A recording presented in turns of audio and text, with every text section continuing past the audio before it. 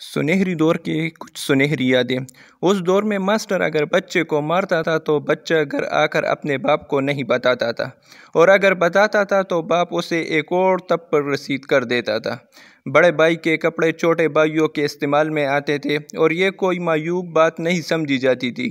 लड़ाई के मौका पर कोई हथियार नहीं निकालता था, सिर्फ इतना कहना काफ़ी होता था कि मैं तुम्हारे अब्बा जी से शिकायत करूँगा। ये सुनते ही अक्सर मुखालिफ फरीक का खून खुश हो जाता था।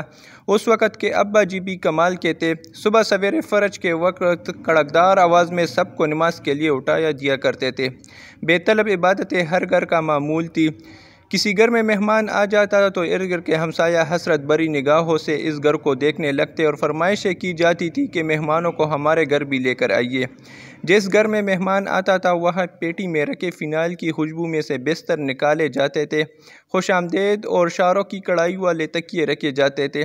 मेहमान के लिए धुला हुआ तौलिया लटकाया जाता था और गुस्ल खाने में साबुन की टिकिया रखी जाती थी। जिस दिन मेहमान ने रुखसत होना होता था सारे घर वालों की आंखों में उदासी के आंसू होते थे। मेहमान जाते हुए किसी छोटे बच्चे को 10 रुपये का नोट पकड़ाने की कोशिश करता तो पूरा घर इस पर एहतजाज करते हुए नोट वापस करने में लग जाता। ताहम मेहमान बहर सूरत ये नोट देकर ही जाता। शादी ब्याहों में सारा महल्ला शरीक होता था।